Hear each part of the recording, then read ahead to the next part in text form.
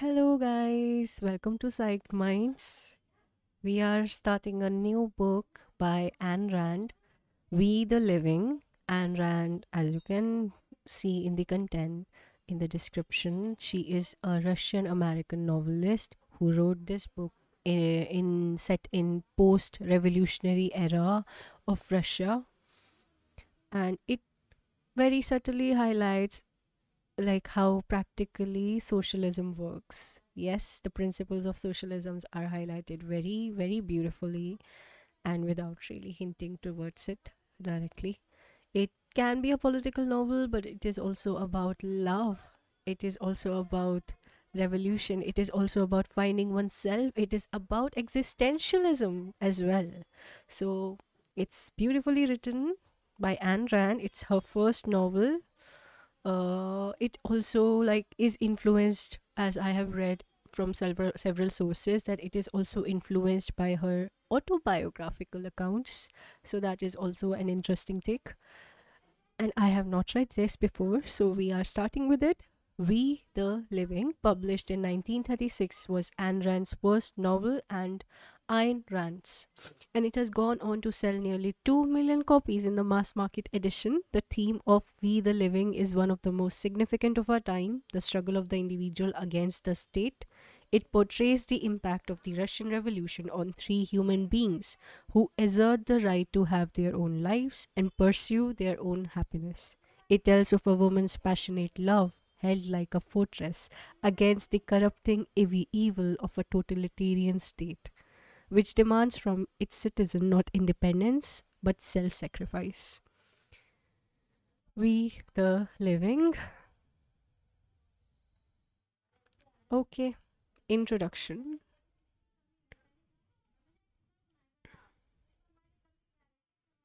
Not forward.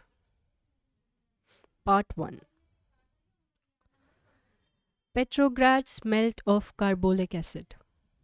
A pinkish grey banner that had been red hung in the webbing of steel beams.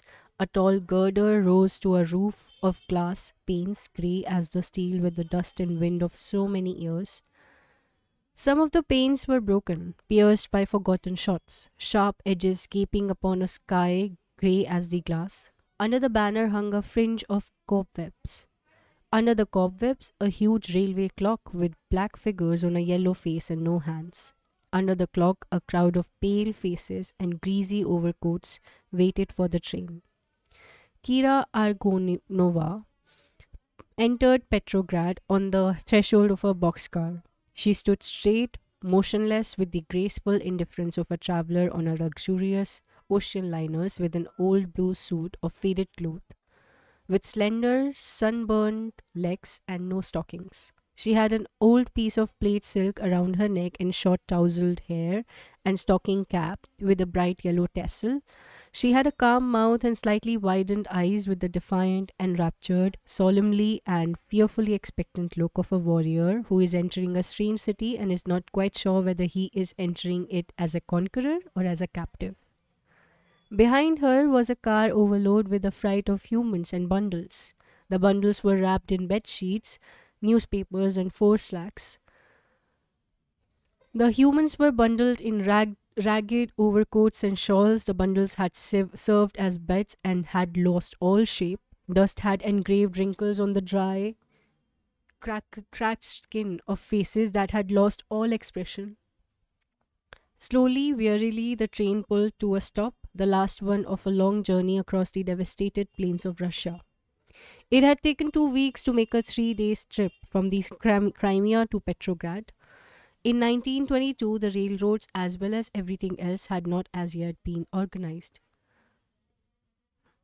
The Civil War had come to an end. The last traces of the White Army had been wiped out, but as the hand of the Red Rule was bridling the country, the net of steel rails and telegraph wires still hung limply out of the hand's grasp. There were no schedules, no timetables, no one knew when a train would leave or arrive. A vague rumor that it was coming rushed a mob of anxious travelers to the station of every town along its way. They waited for hours, for days, afraid to leave the depot where the train could appear in a minute or a week. The littered floors of the waiting room smelt like their bodies. They put their bundles on the floors and their bodies on the bundles and slept. They munched patiently dry crust of bread and sunflower seeds. They did not undress for weeks. When at last, snorting and groaning, the train rumbled in, men besieged it with fists and feet and ferocious despair. Like barnacles, they clung to the steps, to the buffers, to the roofs. They lost their luggage and their children without bell or notice. The train started suddenly, carrying away those who had crawled aboard. Kira Argonova had not started the journey in a boxcar. At the start, she had a choice seat. The little table at the window of a third class passenger coach. The little table was the center of the compartment, and Kira, the center of the passenger's attention. A young Soviet official admired the line that the silhouette of her body made against the light square of a broken window. A fat lady in a fur coat was indignant that the girl's defiant posture somehow suggested a cabaret dancer perched among champagne glasses. But a dancer with a face of such severe, arrogant calm that the lady wondered whether she was really thinking of a cabaret table or a pedestal. For many long miles, the travelers of the compartment watched the fields and prairies of Russia roll by as a background for a haughty profile with a mass of brown hair thrown off her high forehead by the wind that whistled outside in the telegraph wires. For lack of space, Kira's feet rested on her father's lap. Alexander Dmitrievich Argunov slumped wearily in his corner, his stomach a shelf for his folded hands, his red, puffed eyes half closed, drowsing, jerking himself up with a sigh once in a while when he caught his mouth hanging open. He wore a patched khaki overcoat, high peasant boots with run-down heels, and a burlap shirt on the back of which one could still read Ukrainian potatoes. This was not an intentional disguise. It was all Alexander Dmitrievich possessed. But he was greatly worried lest someone should notice that the rim of his pince-nez was of real gold. Crushed against his elbow, Petrovna, his wife, managed to hold her body erect and her book high to the tip of her nose. She had kept her book but lost all her hairpins in the flight of seats when her efforts had secured the family's entrance into the car. She was careful not to let her fellow travelers observe that her book was French. Once in a while, her foot felt cautiously under the seat to make certain that her best bundle was still there, the one wrapped in the cross-stitched embroidered tablecloth. That bundle held the last remnants of her handmade lace underwear, purchased in Vienna before the war, and silverware with the Argonov family initials. She greatly resented but could not prevent the fact that the bundle served as a pillow for a snoring soldier who slept under the bench, his boots protruding into the aisle. Lydia, the Argonov's elder daughter, had to sit in the aisle next to the boots on a bundle, but she made it a point to let every passenger in the car understand that she was not used to such mode of traveling. Lydia did not condescend to hide outward signs of social superiority, of which she proudly displayed three: a jabot of tarnished gold lace on her faded velvet suit, a pair of meticulously darned silk gloves, and a bottle of Eau de Cologne. She took the bottle out at rage intervals to rub a few drops on her carefully groomed hands and hid it promptly, noticing the sidewise, yearning glance of her mother from behind the French novel. It had been 4 years since the Argonov family left Petrograd. 4 years ago, Argonov's textile factory on the outskirts of the capital was nationalized in the name of the people. In the name of the people, the banks were declared national property. Argonov's safe deposits boxes were broken open and emptied. The luminous collars of rubies and diamonds, which Galina Petronov paraded proudly in sparkling ballrooms and kept prudently locked afterwards, passed into unknown hands, never to be seen again. In the days when the shadows of a growing nameless fear descended upon the city, hanging like a heavy mist on unlighted street corners, when sudden shots rang in the night, trucks bristling like with bayonets rumbled down the cobblestones, and store windows crashed with a sonorous ringing of glass. When the members of the Argonov's social set suddenly melted away like snowdrops over a bonfire, when the Argonov found themselves in the halls of their stately granite mansion with a considerable sum of cash, a few last pieces of jewelry, and a constant terror at every sound of doorbell. A flight from the city stood before them as their only course of action. In those days, the thunder of the revolutionary struggle had died in Petrograd, in the resigned hopelessness of Red victory, but in the south of Russia it still roared on the fields of civil war. The south was in the hands of the White Army. That army was thrown in disjoint troops across the vast country, divided by miles of broken railroad tracks and unknown desolated villages. That army carried three colored banners, an impatient, bewildered contempt of the enemy and no realization of his importance.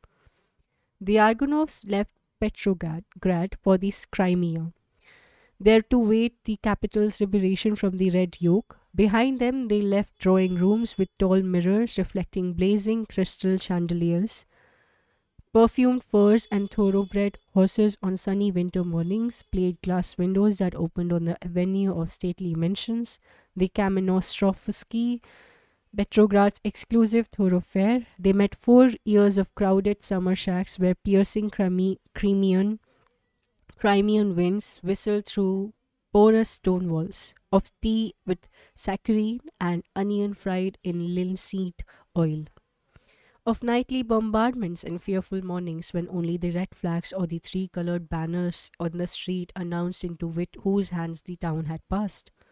The Crimea changed hands 6 times. 1921 saw the end of the struggle. From the shores of the White Sea of those to those of the black, from the border of Poland to the yellow rivers of China, the red banner rose triumphantly to the sound of the Internationale and the clicking of keys as the world's door closed on Russia. The Argonovs had left Petrograd in autumn, calmly and almost cheerfully. They had considered their trip an unpleasant but short annoyance. They had expected to be back in the spring. Galina Petrovna had not allowed Alexandra Dmitrievich to take a winter fur coat along. Why, he thinks it's going to last a year, she had laughed, referring to the Soviet government. It had lasted 5 years. In 1922, with a silent, dull resignation, the family took the train back to Petrograd to start life all over again, if a start were still possible. When they were in the train and the wheels screeched and tore forward for the first time in that first jerk towards Petrograd, they looked at one another but said nothing. Galina Petrovna was thinking of their mansion on Kamenostrovsky and whether they could get it back. Lydia was thinking of the old church where she had knelt every Easter of her childhood and that she would visit it on her first day in Petrograd. Alexander Dmitrievich was not thinking. Kira remembered suddenly that when she went to the theatre, her favorite moment was the one when the lights went out and the curtains shivered before rising. And she wondered why she was thinking of that moment. Kira's table was between two wooden benches. 10 heads faced one another like two tense, hostile walls, swaying as the train rocked. 10 weary, dusty white spots in the semi-darkness. Alexander Dmitrievich and the faint glint of his gold pince nez.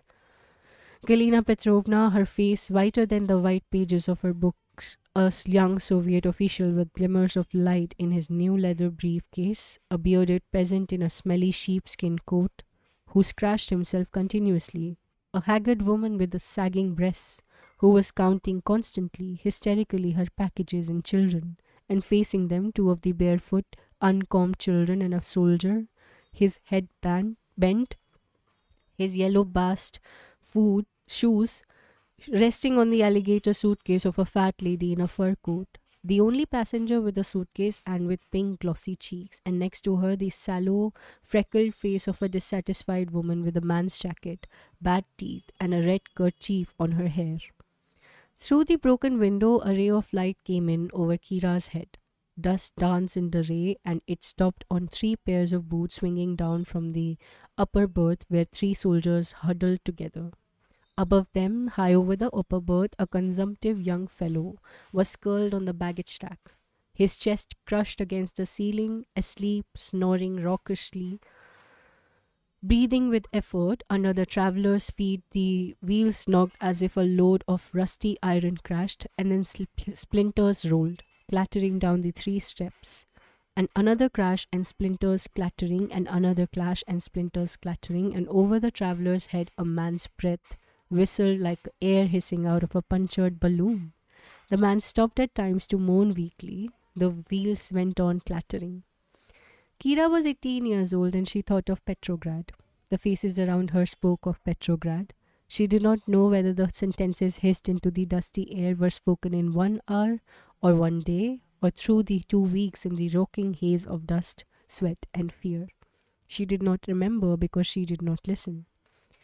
In Petrograd, they have dried fish, citizens, and sunflower seed oil. Sunflower seed oil? Not real. Stepka, don't scratch your head at me. Scratch in the aisle. At our cooperative in Petrograd, they gave potatoes. A bit frozen, but real potatoes. Have you ever tried pancakes of coffee grounds with shackles, citizens? Mud up to your knees in Petrograd? You stand in line for 3 hours at the cooperative and maybe you get food.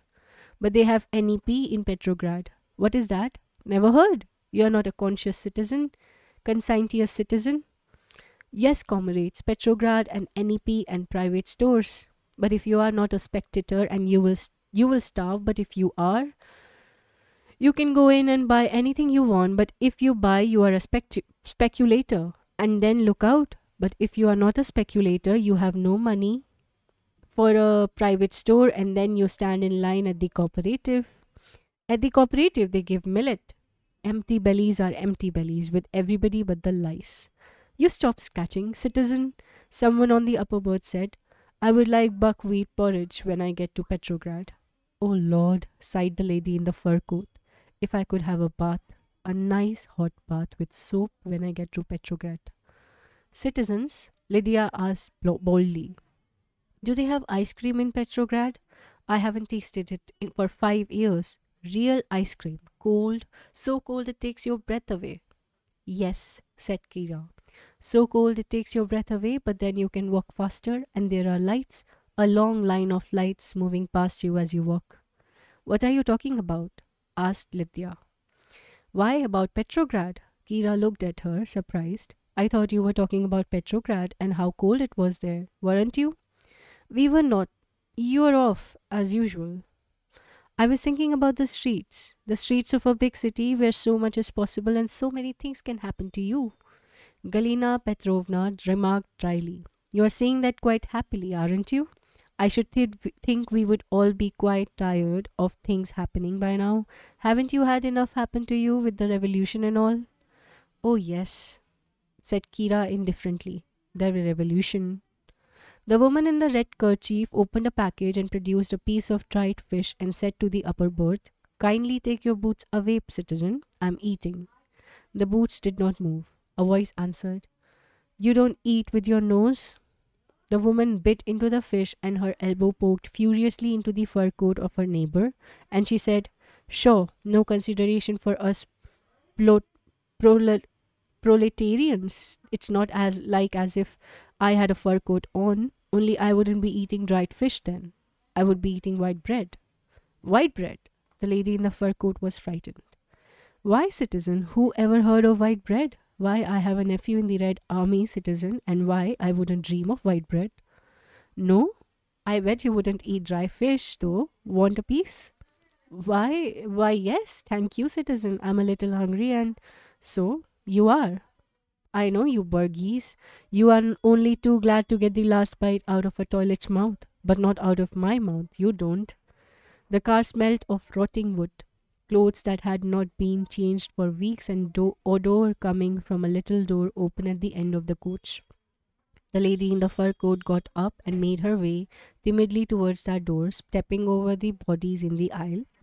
Could you please step out for a moment, citizens? She asked humbly of the 2 gentlemen who were travelling comfortably in that little private compartment, one of them on the seat, the other stretched in the filth of the floor.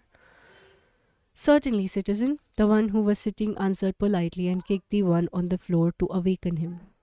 Left alone where no one could watch her, the lady in the fur coat opened her handbag furtively and unwrapped a little bundle of oiled paper. She did not want anyone in the car to know that she had a whole boiled potato.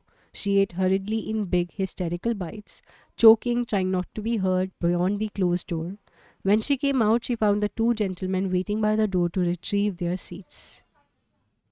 At night, two smoke lanterns trembled over the car, one at each end, over the doors. Two shivered yellow spots in the darkness with a grey night sky shaking in the squares of broken windows. Black figures, stiff and limp as dummies, swayed to the clatter of the wheel. Asleep in sitting postures, some snored, some moaned, no one spoke. When they passed a station, a ray of light swept across the car, and against the light, Kira's figure flashed for a second, bent, her face in her lap on folded arms, her hair hanging down, the light setting sparks in the hair, then dying again. Somewhere in the train, a soldier had an accordion. He sang hour after hour through the darkness, the wheels and the moans, dully, persistently, hopelessly. No one could tell whether his song was gay or sad, a joke or an immortal monument. It was the first song of the revolution, risen from nowhere. Gay, reckless, bitter, impudent, sung by millions of voices, echoing against train roofs and village roads and dark city pavements, some voices laughing, some voices wailing, a people laughing at its own sorrow, the song of the revolution, written on no banner, but in every weary throat, the song of the little apple. Hey, little apple, where are you rolling? Hey, little apple, where are you rolling? If you fall into German paws, you will never come back. Hey, little apple, where are you rolling? My sweeties are white, and I am Bolshevik. Hey, little apple, where... No one knew what the little apple was, but everyone understood. Many times each night, apple was, but everyone understood. Many times each night, the door of the dark car was kicked open and a lantern burst in, held high in an unsteady hand, and behind the lantern came gleaming steel bands and khaki and brass buttons, bayonets and men with stern, imperious voices that ordered, "Your documents?" The lantern swam slowly, shaking down the car, stopping on pale, startled faces with blinking eyes and trembling hands with crumpled scraps of paper. Then Galina Petrovna smiled ingratiatingly, repeating, "Here you are, comrade. Here, comrade," thrusting at the lantern a piece of paper with a few typewritten lines which stated that the permission for a trip to Petrograd had been granted the citizen Alexander Argonov with wife Galina and daughters Lydia, 28, and Kira, 18. The man behind the lantern looked at the paper and curtly handed it back, walked further, stepping over Lydia's legs stretched across the aisle. Sometimes some men threw a quick glance back at the girl who sat at the table. She was awake and her eyes followed them. Her eyes were not frightened. They were steady, curious, hostile. Then the man and lantern were gone, and somewhere in the train the soldier with the accordion wailed, "And now there is no Russia, for Russia's all sprawled. Hey, little apple, where have you rolled?" Sometimes the train stopped at night. No one knew why it had stopped. There was no station, no sign of life in the barren waste of miles. An empty stretch of sky hung over an empty stretch of land. The sky had a few black spots of clouds. The land, a few black spots of bushes. A faint red, quivering line divided the two. It looked like a storm or a distant fire. Whispers crawled down the long line of cars. The boilers exploded. The bridge is blown up half a mile ahead. They have found counter-revolutionaries on the train and they are going to shoot them right here in the bushes.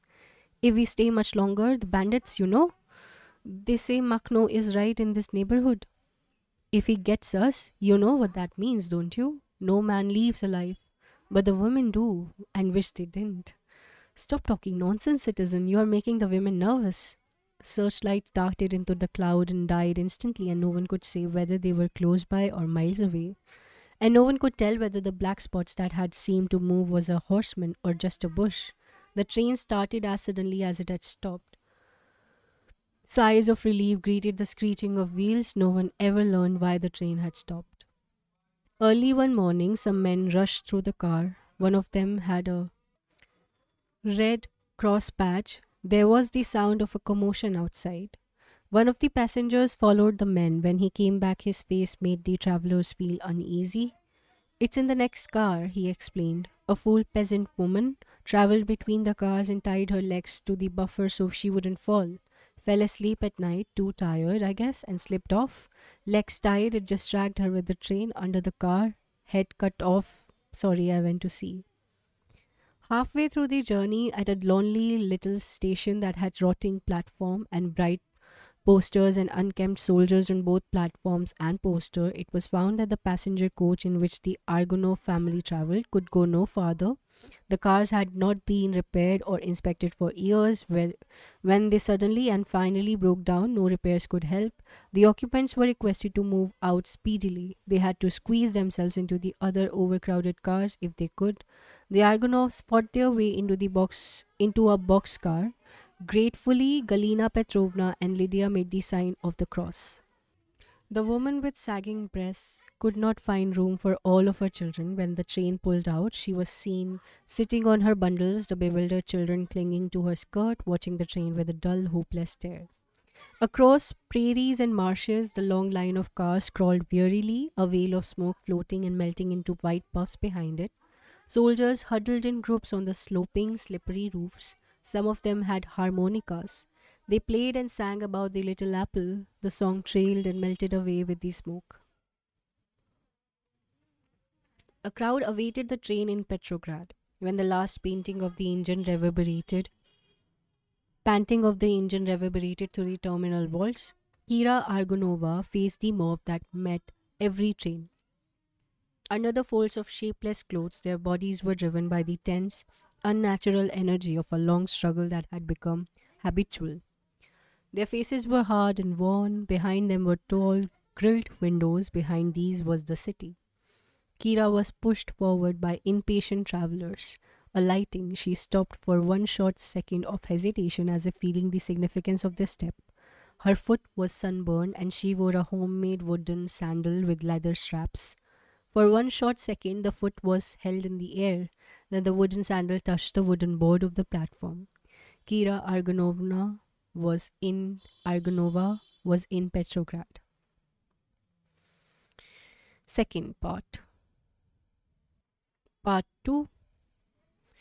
Pot- Proletarians of the world, unite.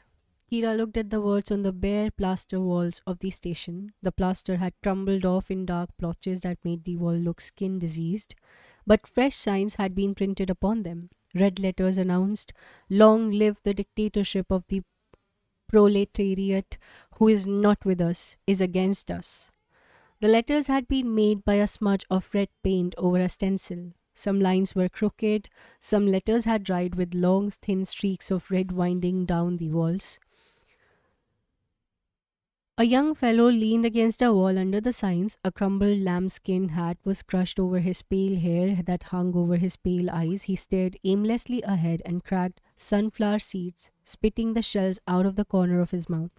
Between the train and the wall, a whirlpool of khaki and red dragged Kira into the midst of soldiers' coats, red kerchiefs, unshaped faces, mouths that opened soundlessly, their screams swallowed in a roar of boots shuffling down the platform, beating against the high steel ceiling. An old barrel with rusty hoops and a tin cup attached on a chain bore a painted inscription, "Boiled water," and a huge sign, "Beware of cholera, do not drink raw water." A stray dog with ribs like a skeleton's, its tail between its legs, was smelling the littered floor, searching for food. Two armed soldiers were fighting through the crowd, dragging a peasant woman who struggled and sobbed, "Comrades, I didn't. Brothers, where are you taking me? Comrades, dear, so help me God, I didn't." From below, among the boots and swishing, mud-caked skirts, someone howled monotonously. Not quite a human sound, not a barking. A woman was crawling on her knees, trying to gather a spilled sack of millet, sobbing, picking up the grain mixed with sunflower seed shells and cigarette butts. Kira looked at the tall windows. She heard from the outside the old familiar sound of the piercing tramway bell. She smiled. At a door marked in red letters, commandant and a young soldier stood on guard. Kira looked at him. His eyes were austere and forbidding, like caverns where a single flame burned under cold grey vaults. There was an air of innate temerity in the lines of his tanned face, of the hands that grasp the bayonet, the neck in the open shirt collar. Kira liked him. She looked straight into his eyes and smiled. She thought that he understood her, that he guessed the great adventure beginning for her. The soldier looked at her coldly, indifferently, astonished. She turned away, a little disappointed, although she did not know just what she had expected. All the soldier noticed was that the strange girl in the child's stocking cap had strange eyes. Also, that she wore a light suit and no brassiere, which fact he did not resent at all. Kira, Galina Petrovna's voice pierced the roar of the station. Kira, where are you? Where are your parcels? How about your parcels? Kira returned to the boxcar where her family was struggling with the luggage. She had forgotten that she had to carry 3 bundles, porters being a luxury out of reach. Galina Petrovna was fighting off these porters, husky loafers in ragged soldier coats, who seized luggage without being asked, insolently offering their services. Then, arms trained by the bundled remains of their fortune, the Argonov family descended upon the ground of Petrograd. A gold sickle and hammer rose over the station's exit door. 2 posters hung by its side.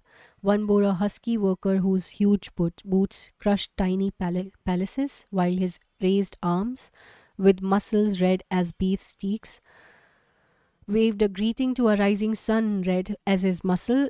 Above the sun stood the words, Comrades, we are the builders of a new life. The other bore a huge white louse on a black background with red letters, Lice spread diseases. Citizens, unite on the anti-typhus front. The smell of carbolic acid rose higher than all the rest. Station buildings were disinfected against the disease that poured into the city on every train, like a breath from a hospital window. The odor hung in the air as a warning and a grim reminder. The doors in Petrograd opened up on the Znamensky Square. A sign on the post announced its new name, Square of Uprising. A huge grey statue of Alexander III faced the station against a grey hotel building, against a grey sky. It was not raining heavily, but a few drops fell at long intervals, slowly, monotonously, as if the sky were leaking, as if it too were in needs of repair, like the rotted wooden paving where raindrops made silver sparks on dark puddles. The raised black tops of hansom cabs looked like patent leather, swaying, quivering, wheels grunting in the mud with the sound of animals chewing. Old buildings watched the square with the dead eyes of abandoned shops in whose dusty windows the cobwebs and faded newspapers had not been disturbed for 5 years. But one shop bore a cotton sign, Provision Center. A line awaited at the door, stretching around the corner, a long line of feet in shoes swollen by the rain of red, frozen hands, of raised collars that did not prevent the raindrops from rolling down many backs, for many heads were bent. Well, said Alexander Dmitrievich, we are back. Isn't it wonderful? Said Kira. Mud as ever, said Lydia. We'll have to take a cab. Such an expense, said Galina Petrovna. They crowded into one cab, Kira sitting on top of the bundles. The horse jerked forward, sending a shower of mud on Kira's leg, and turned into the Nevsky Prospect. The long, broad avenue lay before them, as straight as if it were the spine of the city. Far away, the slender gold spire of the Admiralty gleamed faintly in the grey mist, like a long arm raised in a solemn greeting. Petrograd has seen 5 years of revolution. 4 of those years had closed its every artery and every store when nationalization smeared dust and cobwebs over the plate glass windows. The last year had brought out soap and mops, new paint and new honors, as the state's new economic policy had announced a temporary compromise and allowed small private stores to reopen timidly. After a long sleep, Nevsky was opening its eyes slowly. The eyes were not used to the light. They had opened in a hurry and they stared wide, frightened, incredulous. New signs were cotton strips with glaring, uneven letters. Old signs were marble obituaries of men long since gone. Gold letters spelled forgotten names on the windows of new owners, and bullet holes with sunburst cracks still decorated the glass. There were stores without signs and signs without stores, but between the windows and over closed doors, over bricks and boards and cracked plasters, the city wore a mantle of color bright as a patchwork. There were posters of red shirts and yellow wheat, and red banners and blue wheels, and red kerchiefs and grey tractors and red smokestacks. They were wet, transparent in the rain, snowing, showing layers of old posters underneath, growing, unchecked, unrestricted, like the bright mildew of the city. On a corner, an old lady held timidly a tray of homemade cakes, and feet hurried past without stopping. Someone yelled, Pravda, Krasnaya Gazeta, latest news, citizen. And someone yelled, Saccharine, citizens. And someone yelled, Flints for cigarette lighters, cheap citizens. Below there was a mud and sunflower seed shells. Above there were red banners bending over the street, and from every house streaked and dripping little pink drops. I hope, said Galina Petrovna, that Sister Marusia will be glad to see us. I wonder, said Lydia, what these last years have done to the Dunayevs. I wonder what is left of their fortune, said Galina Petrovna. If anything, poor Marusia. I doubt if they have more than we do. And if they have, sighed Alexander Dmitrovich, what difference does it make now, Galina? None, said Galina Petrovna. I hope.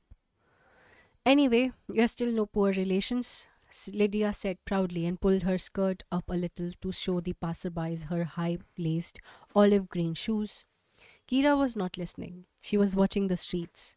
The cab stopped at the building where 4 years ago they had seen the Donaves in their magnificent apartment. One half of the imposing entrance door had a huge square glass pane. The other half was filled in with unpainted boards hastily nailed together. The spacious lobby had had a soft carpet, Galina Petrovna remembered, and a hand carved fireplace. The carpet was gone. The fireplace was still there, but there were penciled inscriptions on the white stomachs of its marble cupids and long diagonal crack in the large mirror above it. A sleepy janitor stuck his head out of the little booth under the stairs and withdrew it indifferently. They carried their bundles up the stairs. They stopped at a padded door. The black oilcloth was ripped, and grey lumps of soiled cotton made a fringe up around the door. I wonder, Lydia whispered, if they still have their magnificent butler. Galina Petrovna pressed the bell. There were steps inside. A key turned, a cautious hand half opened the door, protected by a chain. Through the narrow crack, they saw an old woman's face cut by hanging grey hair, a stomach under a dirty towel tied as an apron, and one foot in a man's bedroom slipper. The woman looked at them silently with hostile inquiry, with no intention of opening the door farther. Is Maria Petrovna in? Galina Petrovna asked in a slightly unnatural voice. Who wants to know? Asked the toothless mouth.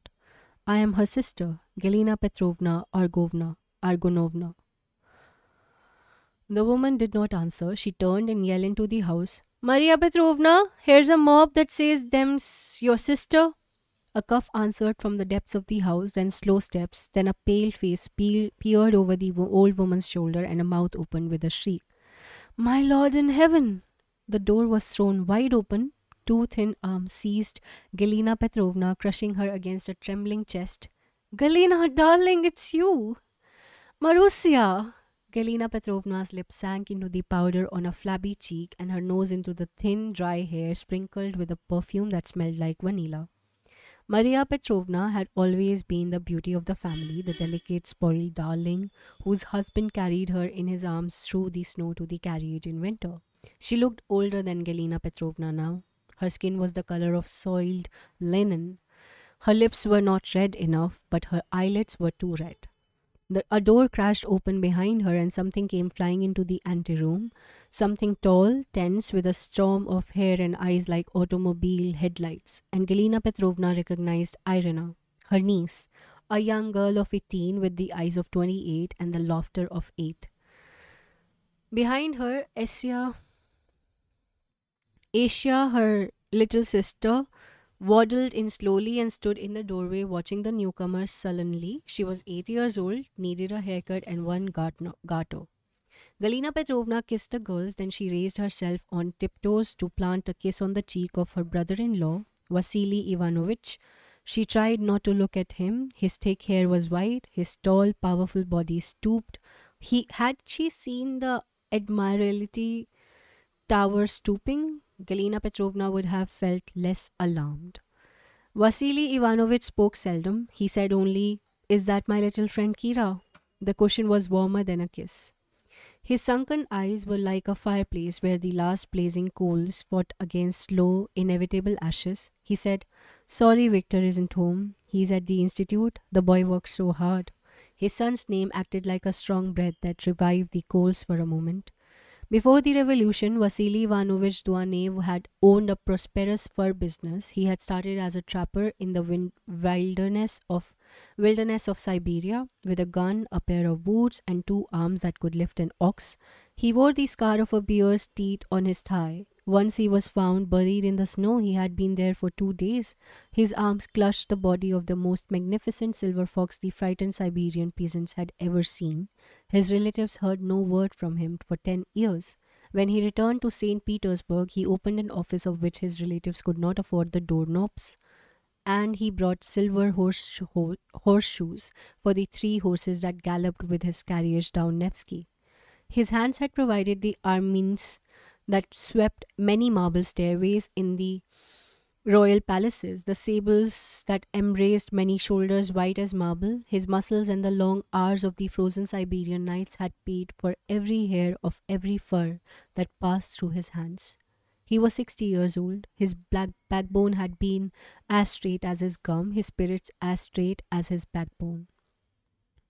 When Galina Petrovna raised a steaming spoonful to millet to her lips in her sister's dining room, she threw a furtive glance at Vasily Ivanovich. She was afraid to study him openly, but she had seen the stooped backbone. She wondered about the spirit.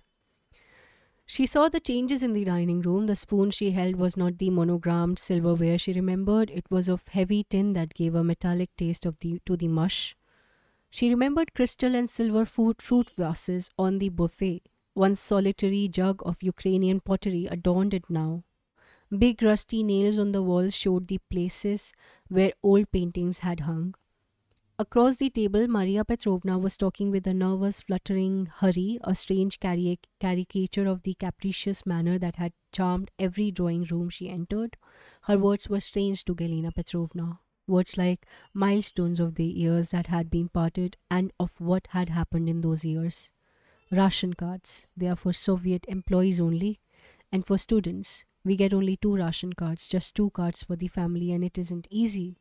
Victor's student card at the institute and Irina's at the Academy of Arts, but I am not employed anywhere, so I get no card. And Vasily, she stopped short as if her words running had skidded too far. She looked at her husband furtively, a glance that seemed to cringe. Vasily Ivanovich was staring into his plate and said nothing. Maria Petrovna's hand fluttered up eloquently. "These are hard times. God have pity on us." "These are hard times, Galina.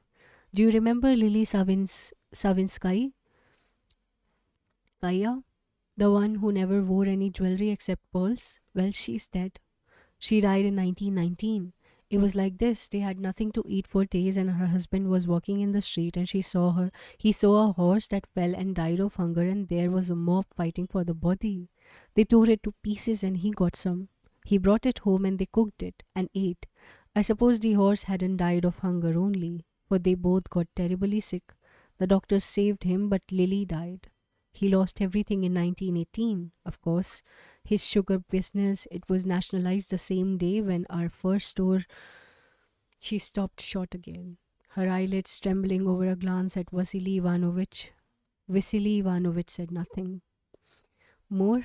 said little Esha sullenly and extended her plate for a second helping of millet. "Kira," Irina called brightly across the table, her voice very clear and loud as if to sweep away all that had been said. "Did you eat fresh fruit in Crimea?" "Yes, some," Kira answered indifferently. I've been dreaming, yearning, and dying for grapes. Don't you like grapes? I never notice what I eat, said Kira. Of course, Maria Petrovna hurried on. Lily Savinskaya's husband is working now. He's a clerk in a Soviet office. Some people are taking employment after all. She looked openly at Vasily Ivanovich and waited, but he did not answer. Galina Petrovna asked timidly, How's your old house? How's our old house? Yours? On Kamenostrovsky? Don't even dream of it. A sign painter lives there now. A real proletarian. God knows where you will find an apartment, Galina. People are crowded like dogs. Alexander Dmitrievich asked hesitantly, Have you heard what about the factory? What happened to my factory? Closed. Vasily Ivanovich snapped suddenly. They couldn't run it. Closed, like everything else. Maria Petrovna coughed. Such a problem for you, Galina. Such a problem. Are the girls going to school? Or how are you going to get ration cards? But I thought with the NEP and all, you have private stores now. Sure, NEP, their new economic policy, sure, they allow private stores now, but where will you get the money to buy there? They charge you 10 times more than the Russian cooperatives. I haven't been in a private store yet. We can't afford it. No one can afford it. We can't even afford the theater. Victor's taken me to show once, but Vasily won't set foot inside a theater.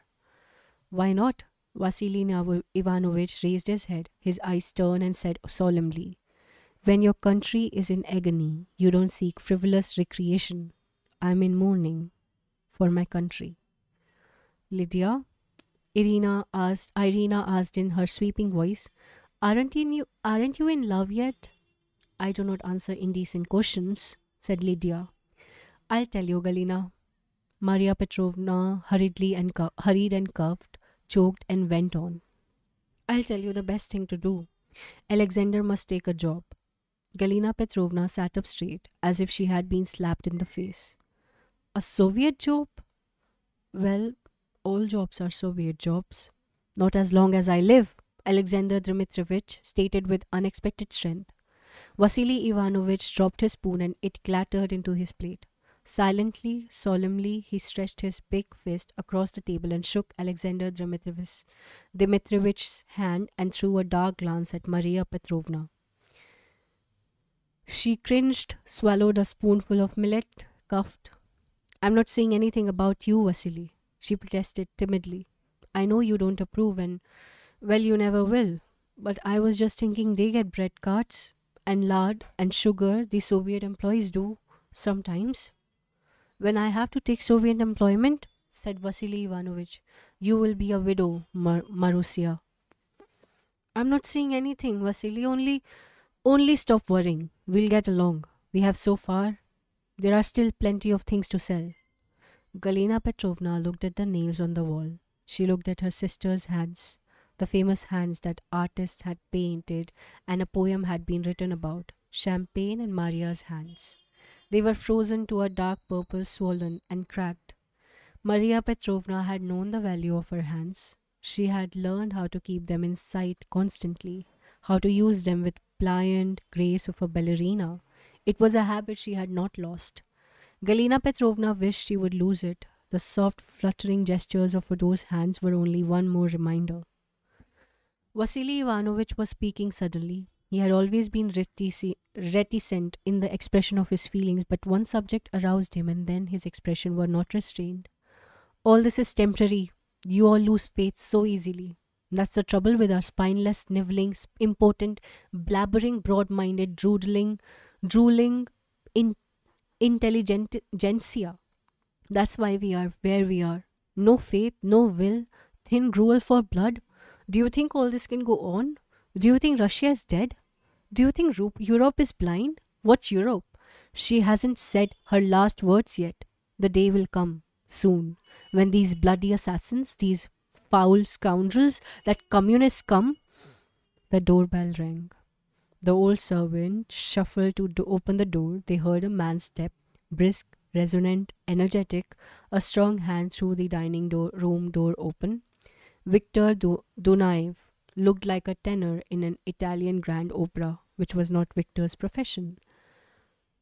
But he had the broad shoulders, the flaming black eyes, the wavy, unruly black hair, the flashing smile, the arrogantly confident movements. As he stopped on the threshold, his eyes stopped on Kira. As she turned in her chair, they stopped on her legs. "It's little Kira, isn't it?" were the first sounds of his strong, clear voice. "It was," she answered. "Well, well, what a surprise, what a most pleasant surprise. Aunt Galina, younger than ever." He kissed his aunt's hand. "And my charming cousin Lydia." His dark hair brushed Lydia's wrist. "Sorry to be so late. Meeting at the institute. I'm a member of the Students' Council." "Sorry, father. Father doesn't approve of any elections of any sort." "Sometimes even elections are right," said Vasily Ivanovich, without disguising the paternal pride in his voice, and the warmth in his stern eyes suddenly made them look helpless. Victor whirled a chair about and sat next to Kira. "Well, Uncle Alexander," he flashed a row of sparkling white teeth at Alexander Dmitrievich, "you have chosen a fascinating time to return to Petrograd. A difficult time, to be sure. A cruel time. But most fascinating, like all historical cataclysm." Galina Petrovna smiled with admiration. "What are you studying, Victor?" "Institute of Technology, Electrical Engineering. Greatest future in electricity. Russia's future. But father doesn't think so." "Irina, do you ever comb your hair? What are your plans?" "Uncle Alexander? "I'll open a store," Alexander Dmitrievich announced solemnly, almost proudly. "But it will take some financial resources, Uncle Alexander." "We have managed to save a little in the south." "Lord in heaven!" cried Maria Petrovna. "You'd better spend it quickly. At the rate that new paper money is going down, why, bread was 60,000 rubles a pound last week, and it's 75,000 now." "New enterprises, Uncle Alexander, have a great future in this new age," said Victor. "Until the government squashes them under its heels," Vasily Ivanovich said gloomily. "Nothing to fear, father. The days of confiscations are past. The Soviet government has a most progressive policy outlined." "Outlined in blood," said Vasily Ivanovich. "Victory. They are wearing the funniest things in the south." Irina spoke hurriedly. "Did you notice Kira's wooden sandals?" "All right, League of Nations, that's her name. Trying to keep pace, I would love to see the sandals." Kira raised her foot indifferently. Her short skirts concealed little of her legs. She did not notice the fact, but Victor and Lydia did. "At your age, Kira," Lydia remarked pointedly, "it's time to wear longer skirt." "If one has the material," Kira answered indifferently. "I never notice what I wear." "Nonsense, Lydia darling," Victor stated with finality. "Short skirts are the height of feminine elegance, and feminine elegance is the highest of the arts." That night, before retiring, the family gathered in the drawing room. Maria Petrovna painfully counted out 3 logs, and a fire was lighted in the fireplace. Little flames flickered over the glazed abyss of darkness beyond the big, bare, curtainless windows. Little sparks danced in the polished curves of the hand carved furniture, leaving in shadows the torn brocade. Golden spangles played in the heavy gold frame of the only picture in the room, leaving in shadows the picture itself, a painting of Maria Petrovna 20 years ago, with a delicate hand resting on an ivory shoulder, mocking the old knitted shawl which the living Maria Petrovna clutched convulsively over her trembling shoulders when she coughed. The locks were damp. A fretful blue flame hissed feebly, dying and flaring up again in a burst of acrid smoke. Kira sat in the deep silken fur of a white bear rug at the fireplace, her arm encircling affectionately the huge monster's ferocious head. It had been her favorite since childhood. When visiting her uncle, she had always asked for the story of how he had killed that bear, and she had laughed happily when he threatened that the bear would come back to life and bite disobedient little girls. "Well," said Maria Petrovna, her hands fluttering in the fire glow. "Well, here you are back in Petrograd." "Yes," said Galina Petrovna. "Here we are." "Oh, Saint Mother of God," sighed Maria Petrovna. "It makes it so hard sometimes to have a future to think about." "It does," said Galina Petrovna. "Well, what are the plans for the girls? Lydia, darling, quite a young lady, aren't you? Still heart free?" Lydia's smile was not a graceful one, grateful one. Maria Petrovna sighed. Men are so strange nowadays. They don't think of marriage. And the girls? I was carrying a son at Irina's age, but she doesn't think of a home and a family. The Academy of Arts for her, Galina. Do you remember how she used to ruin my furniture with her infernal drawings as soon as she was out of diapers? Well, Lydia, are you going to study? I have no such intentions, said Lydia. Too much education is unfeminine. And Kira? It's funny to think that little Kira is of college age, isn't it? Said Victor. First of all, Kira, you will have to get a labor book, the new passport, you're over 16, and then I think Maria Petrovna suggested eagerly that a profession is so useful nowadays. Why don't you send Kira to a medical school?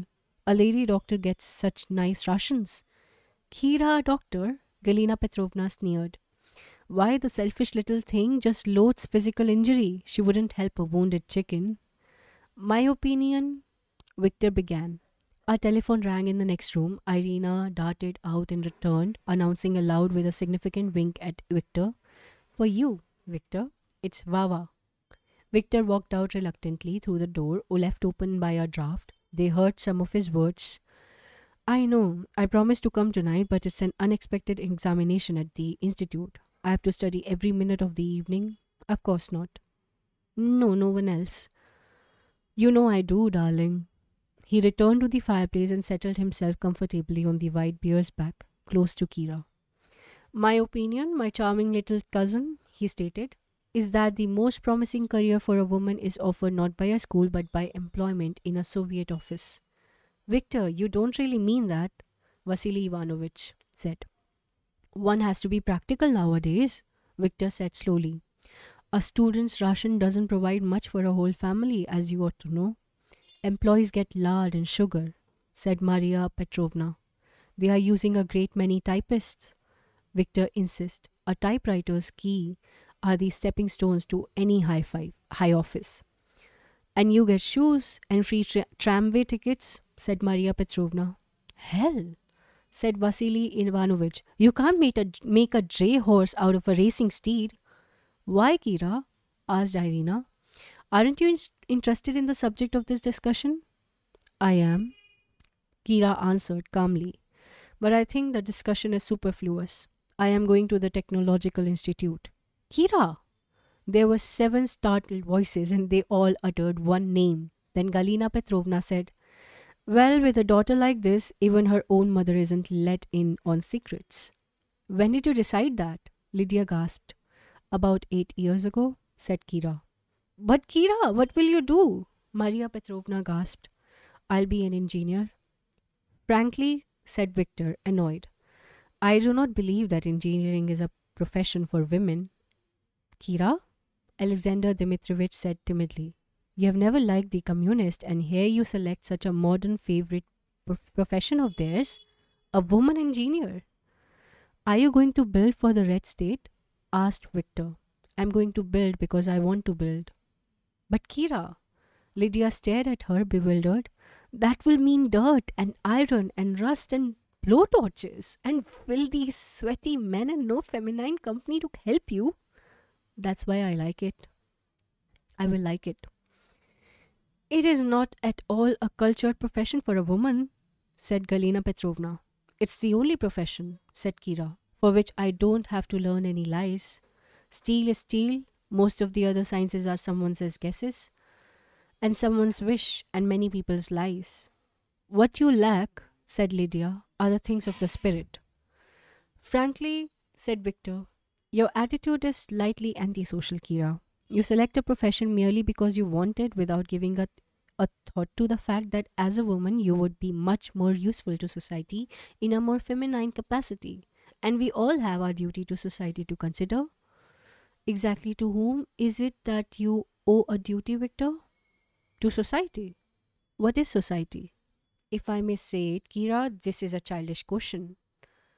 But, said Kira, her eyes dangerously gentle and wide, I don't understand it. To whom is it that I owe a duty? To your neighbor next door? Or to the military man on the corner? or to the clerk in the cooperative, or to the old man I saw in line third from the door with an old basket and a woman's hat. Society, Kira, is a stupendous whole. If you write a whole line of zeros, it's still nothing. Child, said Vasily Ivanovich, what are you doing in Soviet Russia? That, said Kira, is what I am wondering about. Let her go to the institute, said Vasily Ivanovich. I will have to. Galina Petrovich agreed bitterly. You can't argue with her. She always gets her way, said Lydia resentfully. I don't see how she does it. Kira bent over the fire to blow at the dying flame. For one moment, as a bright tongue leaped up, a red glow tore her face out of the darkness. Her face was like that of a blacksmith bending over his forge. I fear for your future, Kira, said Victor. It's time to get reconciled to life. You won't get far with those ideas of yours. That, said Kira, depends on which direction I want to go.